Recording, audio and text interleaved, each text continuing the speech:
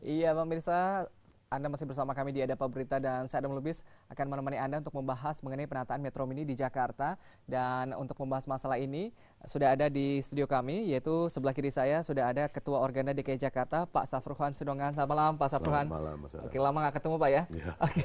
Kemudian juga ada Pak Udar Pristono, Kepala Dinas Perhubungan DKI Jakarta. Pak Pris, apa kabar? Baik, Mas Adam. Oke. Selamat malam. Tampaknya ini terus menyisir ya, mencari Metro Mini. Udah berapa yang dikandangin Pak Metro Mini? Sekarang sudah 109 109. sampai hari ini. Oke, berapa persen tuh dari yang beroperasi Metro Mini Jakarta? Metro Mini itu sekitar 1.100-an lah. 1000, berarti hampir 10%. ya 10% ya. Tapi setiap hari akan terus ada. Oke, kita lihat pemeriksaan. targetnya ya. Nanti Bu Ellen pasti ada tanggapannya juga nih. Ada di sini Bu Ellen Tangkudung, pengamat transportasi. Apa kabar Bu Ellen? Baik, selamat malam. Selamat malam. Ya, dan pemirsa Anda juga bisa berbincang bersama kami di line telepon 0215155111. Sebelum kita masuk ke pembahasan, saya akan ajak Anda untuk melihat cuplikan informasi yang satu ini. Ratusan supir Metro Mini dan para pengusahanya Kamis pagi mendatangi kantor Balai Kota Jakarta Pusat. Aksi mereka dipicu kebijakan Pemprov DKI Jakarta yang dianggap mempersulit mereka mendapatkan surat kelolosan uji kelayakan kendaraan atau KIR. Masa juga menuntut Pemprov DKI Jakarta untuk melepas seluruh armada Metro Mini yang ditahan saat razia oleh Dinas Perhubungan. Apa kekurangannya, jangan naik langsung kandang. Sementara kelengkapan kita dari izin trayek, izin usaha hidup. Bayar pajak kita melalui restribusi pajak, restribusi trayek, dan restribusi KIR, dan pajak per tahunnya, pajak melalui STNK. Itu dicek hidup semua. Ternyata operasi di lapangan, pihak Disub dan gabungan dengan melihat ada kekurangan secuil aja, pecah retak kaca apa gimana, dia langsung dengan semena-mena mengandangin. Pendemo sempat menghentikan angkutan umum yang masih beroperasi dan memaksa penumpang turun dari kendaraan. Akibatnya sejumlah penumpang terpaksa mencari kendaraan lain untuk mencapai lokasi tujuan. Kaget, yang pasti kaget dari sama teman-teman tuh kaget gitu. Mbak mau kemana tadinya? Mau ke Tanah Abang. Oh, Mbak, Metro Mini nanti kan mau dihapuskan, mau diganti yang baru. Itu gimana pendapat Mbak? Ya kalau misalnya lebih bagus sih ya nggak apa-apa. Yang penting angkutan umumnya jangan ditiadakan. Para pengunjuk rasa meminta Pemprov DKI Jakarta untuk memberikan kelonggaran waktu mendapatkan KIR agar operasional mereka tetap berjalan. Muhammad Ridwan, JAK TV.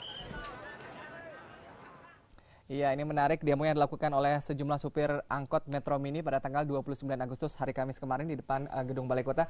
Nah, Pak Pris, ini tadi mereka mengatakan begitu ya, mereka bisa lolos uji KIR begitu ya, uji kelayakan. Padahal kita tahu kondisi Metro Mini di Jakarta yang beroperasi ini mungkin sedikit sekali gitu ya yang layak jalan. Ya, yang jelas ya sekarang ini ada dua hal yang dilakukan oleh Dinas Perhubungan Pemprov DKI.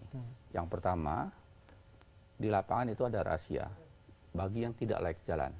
Ya, jadi kalau tidak layak jalan, surat-surat mati, supir tidak ada SIM-nya, tidak ada STNK-nya, itu pasti akan terkena tindakan hukum. Mereka bisa sampai di stop operasikan atau dikandangkan. Tapi kalau pelanggarannya pelanggaran lalu lintas, itu hanya ditilang. Ya. Terus kedua, pada saat mereka akan KIR, itu diperketat. Jadi artinya sampai-sampai tadi mereka keberatan, bahwa persyaratannya kok terlalu berat. Padahal tidak, semuanya itu kan berdasarkan aturan. Amanat undang-undang dan peraturan pemerintah itu mengatakan seperti speedometer dan rem tangan itu harus, tapi mereka menawar, itu tidak bisa ditawar-tawar, itu demi keselamatan lalu lintas. Nah, kalau diperketat itu artinya kalau mereka tidak lolos, akhirnya mereka akan keluar ke jalan. Begitu di jalan, dirahasia lagi. Nah, oleh sebab itu, kami sedang gencar-gencarnya sekarang ini, sejak 25 Juli itu, sudah terkena tindakan hukum itu hampir 1.677. Artinya nggak lolos lepas lagi Pak ya? Tidak. Sekarang ini, kenapa mereka demo? Ini adalah indikator bahwa tidak dilepas. Kalau mereka dilepas, berarti mereka tidak demo. Oleh sebab itu, kami sudah didemo 2 kali.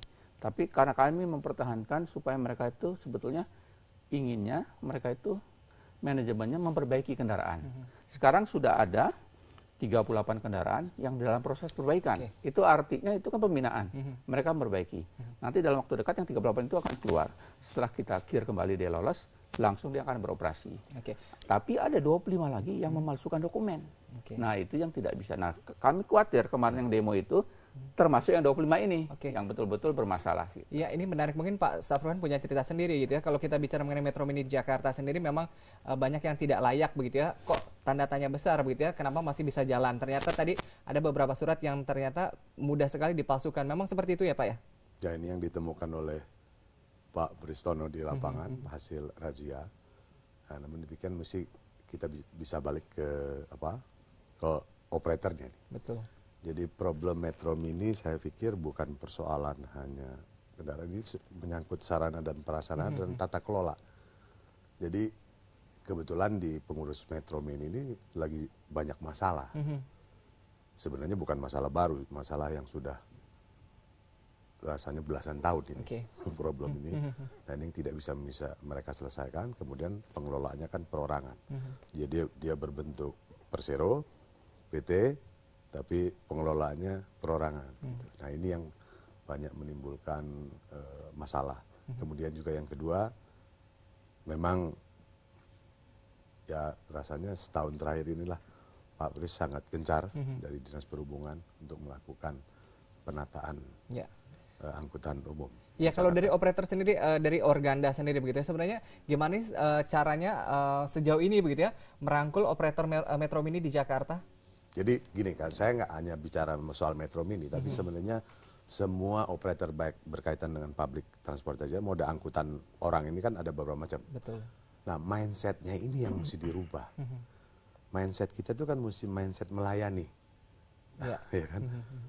Yang ada sekarang di lapangan adalah pemilik kendaraan, pokoknya mindsetnya bagaimana gue dapat uang. Bagaimana saya dapat uang. Setoran ya? Ya, targetnya target setoran.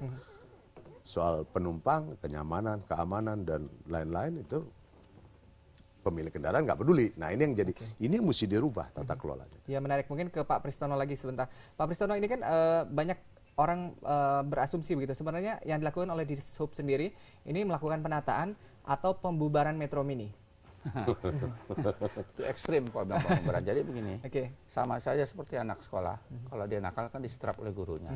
Itu kan bukan berarti anak itu tidak boleh sekolah kan. Artinya itu membina mereka supaya tadi dari 107 itu sekarang tuh sudah ada 38 yang sedang masuk bengkel. Sebelum mereka masuk bengkel membuat surat pernyataan tidak akan beroperasi sebelum tuntas. Tapi kalau mereka akhirnya bohong ke kami, beroperasi di tengah jalan, itu resikonya di situ tertulis akan di scrapping. Nah, oleh sebab itu kan pembinaan. Tapi kalau memang ada yang tidak mau dibina sama sekali, seperti ini ada juga yang 25 yang saya katakan tadi bermasalah, itu sedang diproses oleh Polda Metro Jaya. Karena semuanya dipalsu-palsukan. Nah itu nanti akan terlihat mana yang memalsukan kendaraan itu, hukumannya pidana di KUHP pasal 263. Kalau yang tadi pelanggaran lalu lintas itu masih kecil hukumannya, ditahan kendaraannya, dicabut izin trayeknya. Tapi kalau sudah masuk ke pidana, itu pemalsuan pidana gitu. Iya, ke Bu Ellen ini kan banyak masyarakat Jakarta yang sudah lama teriak-teriak begitu ya, yang mengeluhkan kondisi dari Metro Mini di Jakarta begitu ya. Nah sekarang tanggapan dari Bu Ellen sendiri dengan apa yang dilakukan Pemprov DKI Jakarta? Ya sebenarnya saya sesalkan apa yang dilakukan Pemprov DKI Jakarta. Sesalnya tuh kenapa baru sekarang gitu. Kenapa nggak 3 sampai 5 tahun yang lalu? Karena masyarakat tuh sudah melihat kebobrokan dari transportasi publik, ya contohnya apa yang kita lihat sekarang ya, Metro Mini dashboardnya udah nggak ada isinya apa-apa misalnya, terus lampunya udah bolong-bolong, jadi nggak usah, belum lagi bilang nggak nyala ya, udah bolong-bolong lah, itu masyarakat sudah melihat, belum lagi tingkah lakunya di jalan, menurunkan orang sembarangan, mengganti mobil sembarangan, jadi sebenarnya itu sudah kasat mata terlihat. Nah kalau ini baru sekarang dilakukan, ya saya sangat mendukung. Masyarakat juga pasti sangat mendukung. Artinya dalam rangka perbaikan. Nah kenapa sekarang orang banyak meninggalkan public transport? Metro Mini juga nggak penuh-penuh sekarang banyak kosong.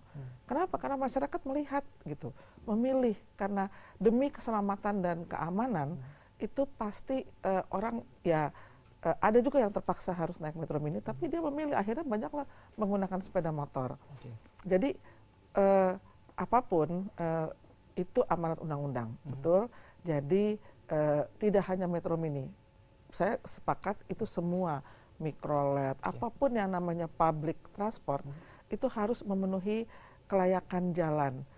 kelayakan sarana itu harus gitu. Tapi itu kalau bukan dilihat aja- ini kan manajemennya sekarang lebih banyak ke perorangan begitu ya. Ketika nanti akan ditata oleh di sub begitu, ada gambaran kah dari Bu Ellen akan bentuknya seperti apa nanti? Ya sebenarnya kalau amanat undang-undang sih harusnya berbadan hukum. Jadi badan hukum itu kan bisa saja gabungan dari perorangan dalam suatu koperasi bisa saja. Tapi bentuknya itu harus disepakati dan saya sepakat juga kalau perorangan itu susah dibina. Tugas pemerintah kan adalah membina. Nah, membinanya itu kalau ada badan hukum lebih mudah.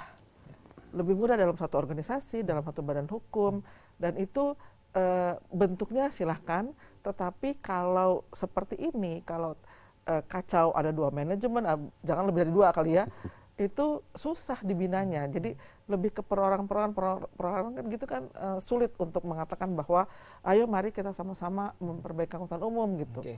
Ya organisasi sendiri sedikit kesulitan ya Pak Safruhan ya sejauh ini ya. Tapi Pak Safruhan ini kan tadi kita lihat ya ada supir yang mengatakan bahwa mereka akan melakukan penolakan gitu ya.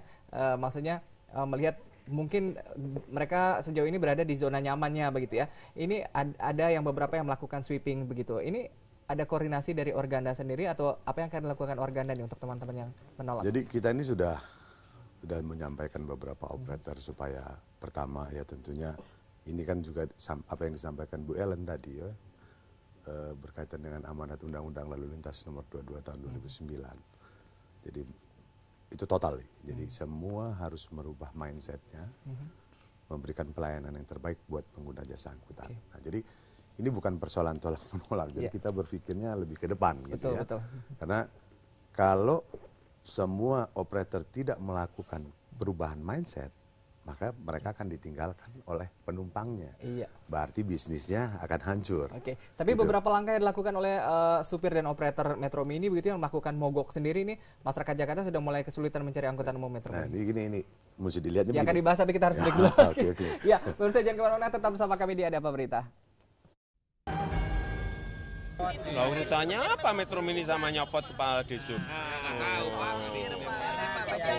Gak boleh copot-mencopot kepala dinas urusan wewenang saya, wewenang saya. Jangan nanti ada yang demo lagi suruh nyopot kepala dinas apa lagi. Wah. Hampir rusak. Lah kalau Metro Mini sudah nggak ada rem, sudah nggak ada speedometer, membahayakan penumpang.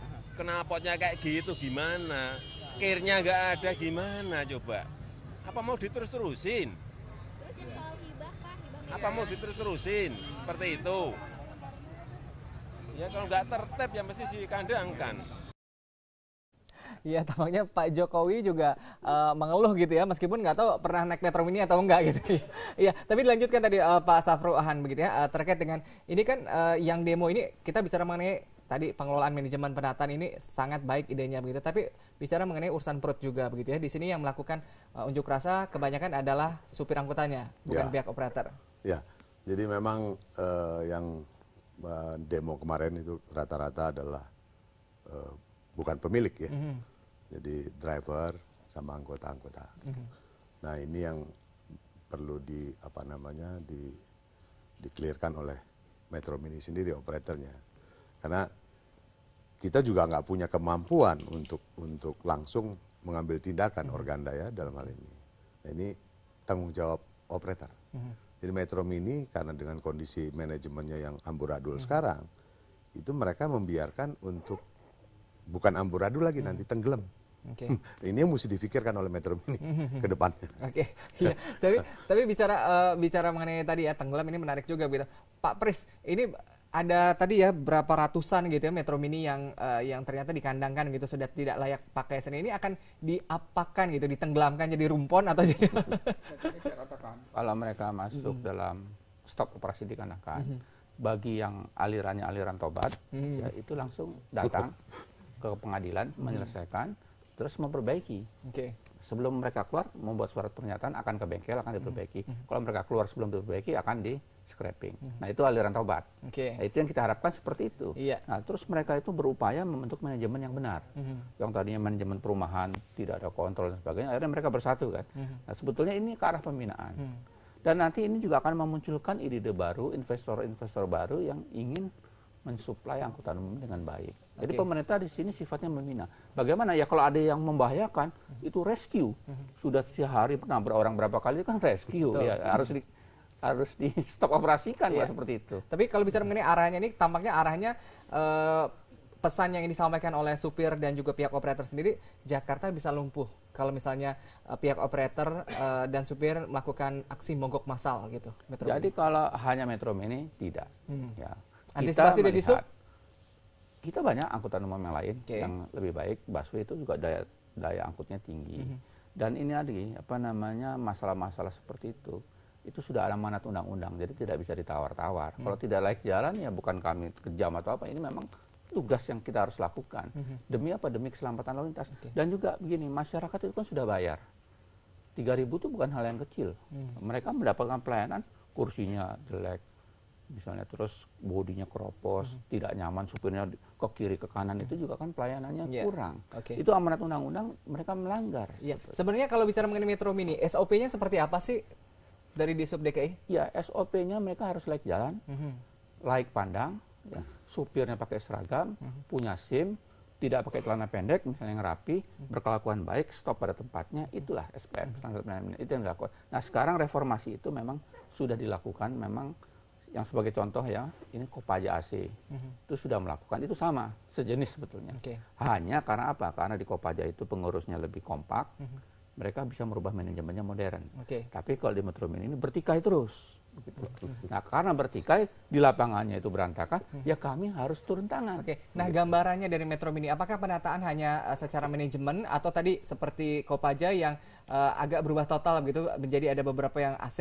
Ya, jadi operator angkutan umum itu harus mempunyai 3 syarat yang baik. Satu, sarana, prasarana, dan manajemen. Sarana itu kendaraannya harus baik. Jadi artinya layak jalan, layak pandang, dan juga aman. Kedua, prasarana. Prasarana itu apa? Pool atau depo.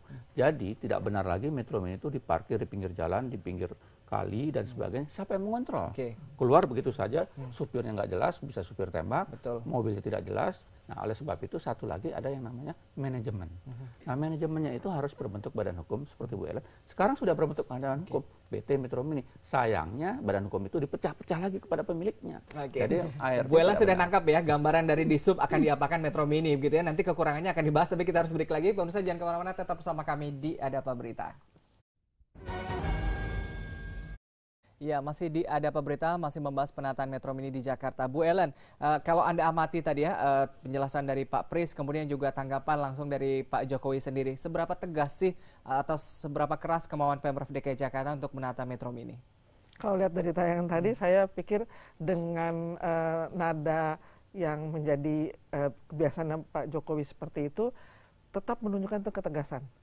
Ketegasan bahwa ini memang harus diperbaiki. Bukan urusan yang lain-lain gitu. Urusannya adalah memang kalau Metro Mini atau angkutan umum apapun itu tidak punya rem, nggak ada lampu, itu adalah selesai gitu. Itu tidak boleh lagi. Dan itu sangat ditunggu oleh masyarakat. Karena kita kan bisa lihat kenyataannya, masyarakat sudah meninggalkan angkutan umum Metro Mini itu. Nggak ada lagi Metro Mini yang penuh-penuh, semuanya kosong. Jadi kalau dikatakan bahwa itu akan mengganggu transportasi Jakarta, saya pikir juga enggak. Justru dari beberapa yang saya pernah penelitian soal itu, justru mereka menunggu. Masyarakat tuh menunggu mana sih angkutan umum yang baik gitu. Karena kalau enggak, ditinggalkan beneran. Tinggal pengaturan trayeknya nanti ya, cocok dengan perjalanan orang di Jakarta gitu. Kalau misalnya sudah ditata, tapi pengaturan trayeknya juga belum sesuai dengan Jakarta, ini kan dinamis. Terkait selalu dengan Jabodetabek. Nah itu kalau pengaturan itu juga baik, saya percaya bahwa orang lebih menggunakan angkutan umum daripada menggunakan angkutan pribadi, itu saya percaya Mas. Iya, tapi bicara mengenai tadi masyarakat menilai kan juga apa yang terjadi sekarang ini kan tanda kutip begitu ya, siapa yang membiarkan kita tahu begitu ya. Nah seberapa solid sih begitu ini didukung, kita bicara mengenai lalu lintas Jakarta, tidak hanya ada Dinas Perhubungan DKI Jakarta, ada sektor-sektor lain begitu. Apakah ini akan saling membangun dan menciptakan penataan lalu lintas yang baik untuk Jakarta? Ya, sebenarnya memang betul. Bukan hanya tergantung dari transportasinya. Masih banyak hal lain seperti contohnya tata guna lahan. Kemudian bagaimana fasilitas pejalan kaki misalnya. Bagaimana koordinasi dengan dengan angkutan transportasi yang lain, misalnya dengan kereta, dengan busway. Jadi antar moda itu harusnya sangat terkait gitu, sehingga masyarakat itu tidak merasa sulit untuk berpindah antara satu moda dengan moda yang lainnya. Juga sebenarnya untuk Kota Jakarta masih memerlukan jenis bus Metro Mini ini, jenis yang bus sedang seperti ini ya, karena jaringan Kota Jakarta ini kan tidak semua jalan besar, ada juga jalan-jalan yang kecil. Mungkin penataan trayek menjadi sangat penting, yaitu koordinasi dan integrasi dengan sekitarnya, Bogor, Depok, Tangerang, Bekasi, itu memang harus selalu dilakukan gitu. Jadi memang tidak bisa berdiri sendiri. Semuanya tumpah dari utara, dari selatan, dari timur barat kan masuk ke Jakarta. Jadi kalau penyediaan angkutan umum itu kita hanya bicara soal Jakarta, itu mungkin akan sulit karena orang yang dari timur, barat, selatan itu akan membawa kendaraannya masuk kota. Betul. Jadi harusnya lebih banyak park and ride misalnya orang meninggalkan. Tapi ketika masuk ke Jakarta menggunakan angkutan umum termasuk kereta, busway dan sebagainya, mereka punya sistem yang baik sehingga yakin bahwa pergantian moda akan baik, tidak terlalu berganti-ganti banyak. Dan juga yaitu yang paling penting juga fasilitas pejalan kaki. Oke, tapi ke Pak Stafruhan. Pak Stafruhan ini kan bicara tadi secara struktur manajemen memang akan dilakukan pembenahan oleh Disub begitu ya. Tapi kalau kita bicara mengenai orang di lapangan, kita tahu sendiri Pak Stafruhan orang lapangan gitu ya. Bicara mengenai supir angkutan gitu ya, agak sulit begitu ya merubah mindset mereka yang biasa orang lapangan tadi ya, naik turunkan penumpang sembarangan, sebebasnya. Sekarang semua sudah diatur secara sistematik. Konsepnya seperti apa sih yang harus, mungkin ada advice juga buat Disub? Ya, jadi gini, memang ini seluruh mindset operator, semua moda ya, untuk angkutan orang, ini yang harus mereka merubah mindsetnya bahwa ini bisnis pelayanan. Okay. Gitu. Jadi kalau driver dan lain-lain, awak angkutan lah ya, itu kan sebenarnya urusan operator. Okay. Ya, nah, jadi mindset operatornya dulu, mindset perusahaan transportasinya dulu yang mesti berubah gitu. Supaya itu bisa ditelurkan di bawah, di pengemudi. Tadi yang seperti Pak Pristono sampaikan bahwa itu harus memenuhi standar pelayanan minimum. Drivernya harus pakaian rapi, bahkan kalau Transjakarta kan pakai jas, ya, pakai dasi gitu. Kemudian pakai seragam lah, ada name tag-nya. Kemudian di kendaraan itu jelas data supirnya ya. Nah, kemudian tadi Pak Pris juga sampaikan kan, ada sarana, ada prasarana dan manajemennya. Okay. Nah, terutama kalau sarana dan prasarana oke, manajemennya juga harus clear gitu. Mindset manajemennya di dalam mengelola public transportasi itu yang paling penting. Ya, nah kalau bicara mengenai perubahan ini kan perubahan secara komprehensif begitu ya. Ya. Dengan nilai Rp3.000 per penumpang aja itu kan kemarin pihak operator banyak yang mengeluhkan bahwa mereka banyak merugi begitu ya. Apalagi berubah secara komprehensif seperti ini gitu. Akan ada perubahan-perubahan termasuk nanti price begitu pelayanan karena saya pikir Jakarta tidak boleh ada lagi yang namanya kendaraan reguler ke depannya. Oke. Jadi semua harus kendaraan dari semua moda ya, dari yang dari bus kecil sampai yang bus besar. Jadi karena berkaitan dengan intermoda, dia harus nyaman. Jadi kendaraan itu harus pakai AC. Kemudian tidak ada lagi yang sampai mikrolet pun bergantung-gantungan, udah nggak benar kan itu. Apalagi anak-anak sekolah. Nah ini yang mesti dirubah semuanya. Oke, Pak Pris PR-nya banyak nih. Ya, oleh sebab itu tadi kan dipertanyakan. Sebetulnya dari pemerintah itu ada dua kelas. Ekonomi dan non ekonomi. Kalau yang dari ekonomi ingin naik dari ekonomi naik non ekonomi boleh kok, nggak ada masalah. Itu nanti ada penyesuaian tarif dan sebagainya. Jelas itu kan pangsa pasar ya. Jadi kemampuan orang membayar pun sekarang akan dilihat. Nah, seperti saya lihat Kopaja yang sudah mereformasi dirinya, itu yang namanya Kopaja Asio itu penuh terus sekarang. Berarti di situ kan ada daya beli masyarakat. Karena berat masyarakat itu ingin aman, ingin nyaman ya. Nah, oleh sebab itu sebetulnya kalau nanti harga tarifnya itu disesuaikan, mobilnya juga baik, pasti akan lama-lama akan berkembang, saya yakin. Oleh sebab itu, ya tolonglah manajemen dulu ini yang harus dibenahi. Jangan bertikai bertiga begitu, tapi menyatulah. Ya, jadi wasit nanti. Iya, kita coba angkat telepon. Ada pemirsa yang ingin bergabung. Halo, selamat malam. Halo. Malam. Iya, malam dengan siapa di mana, Pak? Muhammad Yusuf Nasution di Riau, Bengkalis. Pak Nasution dari Bengkalis. Silakan, Pak Nas. Ya. Saya ini Pak, saya pernah naik ke Paja itu 06 di Jakarta itu ya. Ya. Jadi saya tanya supirnya, ini mobilmu nggak layak dinaikin. Kok bisa lolos ini di uji coba di perhubungan, saya bilang. Jadi saya ingin dengan Bapak yang dari perhubungan itu, kenapa itu bisa lolos Pak? Kendaraan seperti itu di Jakarta, dan bukan satu, hampir saya lihat banyak sekali. Nah, kenapa bisa diloloskan di waktu cek apanya semuanya itu bisa lolos surat dokumennya Sekarang itu. sudah tidak. Oke, ya baik Pak Yusuf dari Riau, terima kasih Anda sudah bergabung bersama kami. Nanti akan langsung ditanggapi sama Pak Pristono, tapi kita break sejenak. Pemirsa, jangan kemana-mana, tetap bersama kami di Ada Apa Berita.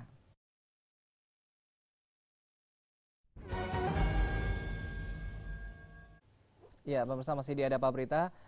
Tadi ada Pak Yusuf dari Riau, mungkin bisa ditanggapi sama Pak Pris. Silakan Pak Pris. Ya, terima kasih kritikannya, itu kita terima. Tapi yang jelas sudah beberapa bulan yang lalu sampai kami di demo 2 kali itu kan mengindikasikan bahwa mereka itu sudah merasakan rahasia itu seperti apa. Sampai dikadang-kadangkan berarti berat kan. Kedua, bahwa mereka juga datang ke kami minta uji kir jangan keras-keras. Semuanya ada yang dibolehkan, itu tidak boleh. Nah itu kan artinya kita melaksanakan.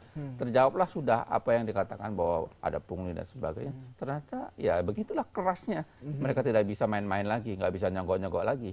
Karena sekarang kalau nyogok itu yang menerima dan yang memberi sama-sama kena. Oleh sebab itu harus hati-hati. Lemahnya di bagian mana itu Pak? Pada waktu saat yang lalu itu ada via-via ketiga, misalnya calo dan sebagainya, itu yang merusak sistem itu sebenarnya. Nah sekarang kita dengan sistem drive-thru namanya kita buat, jadi yang tadinya parkir dulu enggak, sekarang mobil harus dibawa, dipepetkan ke loket, kartunya dan sebagainya itu harus diberikan langsung, sehingga tidak ada celah calo. Menarik. Bu Ellen, yakin nggak dari sekitar sekarang yang dikandangkan itu Metro Mini ada 109 begitu ya? Ini rata-rata mungkin menurut saya ini sudah tua begitu ya? Apakah masih mungkin akan kembali beroperasi? Ya saya tidak tahu kondisinya, tetapi apapun tidak boleh kembali beroperasi kalau persyaratan kelaikan jalannya itu tidak memenuhi. Jadi tentu saja ada yang harus direvitalisasi secara keseluruhan, barangkali diganti habis, tapi mungkin aja juga memang ada yang masih bisa diperbaiki. Apapun persyaratan itu harus dipenuhi. Jadi kita tidak, ya saya apa yang dikatakan tadi Pak dari Riau, Pak Yusuf dari Riau, itu betul barangkali beberapa waktu yang lalu, karena itu kenyataannya, dan itu bukan cerita angin lalu, itu cerita betul bahwa ada penyewaan ban, ada calo dan sebagainya, dan bahwa ada suap di situ, ada pungli di situ. Nah kalau betul-betul itu sudah tidak ada, sudah diperbaiki, nah kita sih semua mengharapkan bahwa ini tidak hanya karena ada ini lalu bagus nanti menurun lagi. Kalau bisa ini terus dijaga karena dasar hukumnya itu ada. Jadi bukan hanya itu dari Pemda saja. Dasar hukumnya kan undang-undang sangat tinggi gitu. Jadi memang ini berlaku di seluruh Indonesia lagi, bukan hanya Jakarta. Jadi kalau dikatakan tadi apakah ini akan kembali beroperasi tergantung kondisinya. Kalau memang tidak diperbaiki atau perbaikannya sangat berat, barangkali lebih baik mengganti baru gitu ya. Tapi Pak Pris gimana nih? Ini kondisinya banyak Metro Mini yang sudah tua begitu ya. Apakah masih bisa kita lihat lagi di jalan Jakarta, Pak Pris, Metro Mini tua ini? Ya dengan adanya rahasia-rahasia ini, itu akhirnya operator angkutan umum yang tadinya hanya memikirkan begitu saja keuntungannya, yang penting dia dapat setoran, ini udah mulai berpikir sekarang. Gimana caranya membentuk pool, gimana caranya mereka itu menyergamkan supirnya, bagaimana caranya merawat kendaraannya. Jadi KIR itu memang 6 bulan sekali. Tapi operator angkutan umum yang benar, yang punya pool itu KIR itu dilakukan setiap hari oleh operator itu sendiri. Seharusnya. Ya mereka ngecek dong kalau mau berangkat remnya seperti apa. Bukannya orang di sub suruh datang setiap hari, kan nggak mungkin. Nah itu KIR itu sebetulnya seperti medical check up. Jadi kalau medical check up bulan pertama dan bulan ke-6, di tengah-tengahnya itu masyarakat itu harus merawat dirinya. Jadi kalau mereka stroke gara-gara makan sate kambing, minum bir dan sebagainya, jangan disalahkan orang yang medical check up dong, yang tidak bisa merawat dirinya. Nah, seperti itu. Nah, nanti kalau misalnya kita tahu bahwa banyak kasus ya, Bu Ellen ya, belakangan kemarin itu kasus kecelakaan gitu ya, yang melibatkan Metro Mini. Artinya kalau misalnya sudah dilakukan penataan secara struktural, teknis di lapangan. Kalau misalnya terjadi tanda kutip gitu error begitu, ini siapa yang bisa disalahkan? Selama ini kan katanya sulit ya mencari pihak bertanggung jawab. Gini, kecelakaan itu kan ada 3 unsur. Yang pertama manusianya, kendaraan, dan kondisi jalan. Kita lihat nih mananya yang salah. Bisa-bisa ada juga variasi keduanya. Nah, oleh sebab itu minimal dari manusianya dan juga dari kendaraannya itu baik, otomatis resikonya akan berkurang.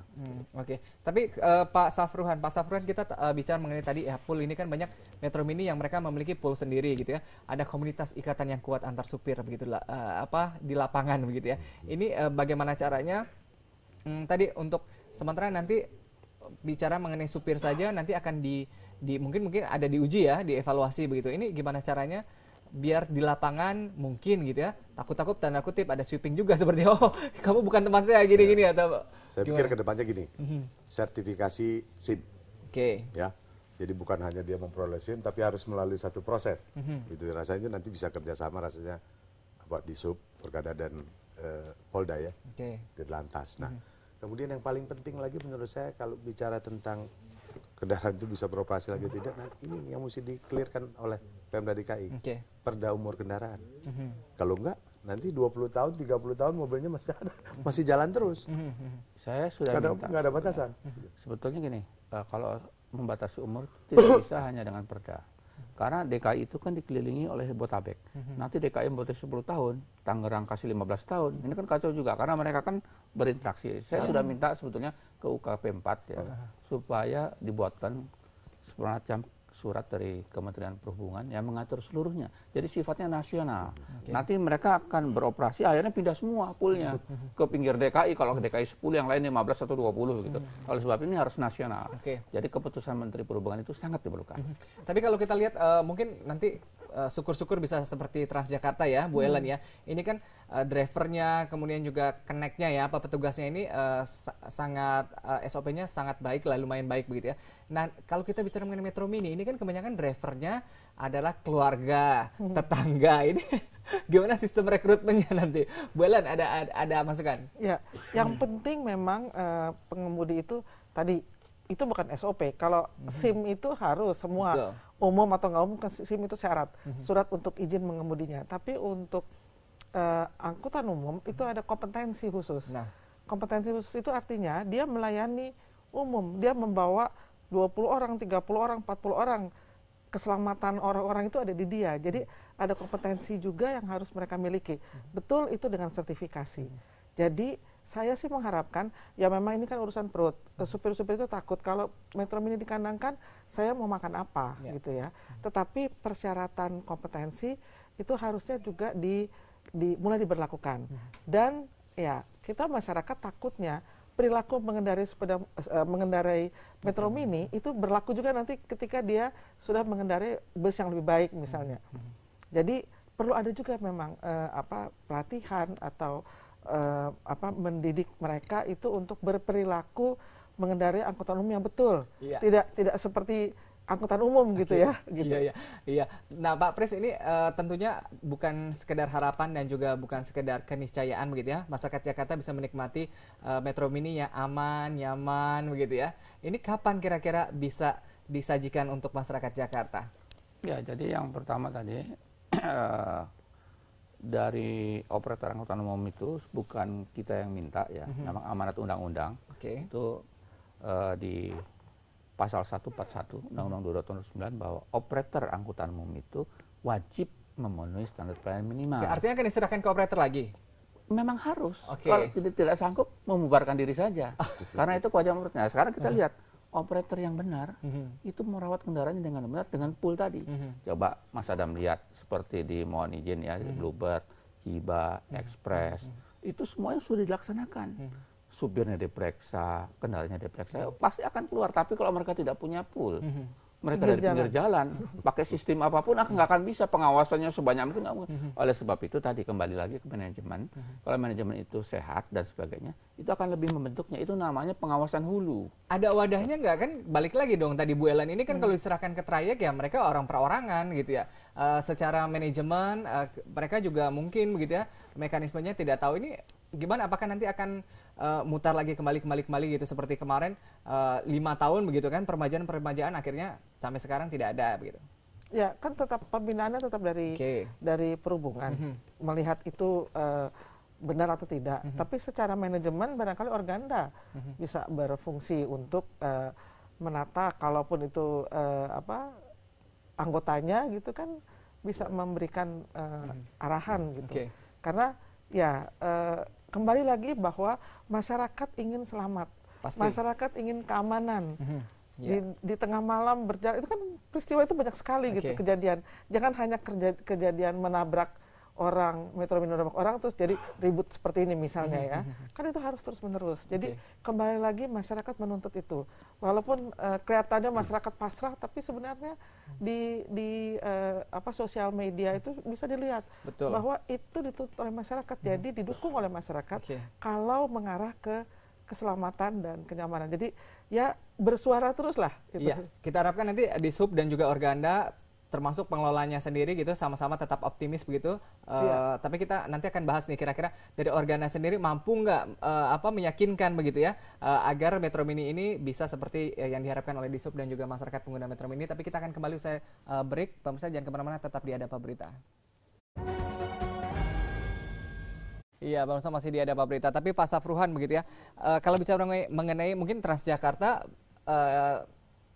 cukup menarik tanda kutip ya, menarik begitu ya untuk membangkitkan investor baru. Tapi kalau untuk Metro Mini dari trayek yang disediakan begitu, ini dengan law enforcement yang dilakukan di Sub sendiri akan mampu nggak sih menggerakkan operator atau investor baru nih untuk memperbaiki? Kalau ditanya soal Metro Mininya, ini punya kemauan tidak? Manajemen Metro Mini melakukan perubahan, itu yang paling penting. Jadi ini kan sebenarnya bukan hanya buat Metro Mini, dari seluruh operator bus kota, bus kecil, angkutan orang lah ya, itu harus berani melakukan perubahan mindset gitu. Bahwa ini kita bisnis ini adalah bisnis memberikan pelayanan, ya.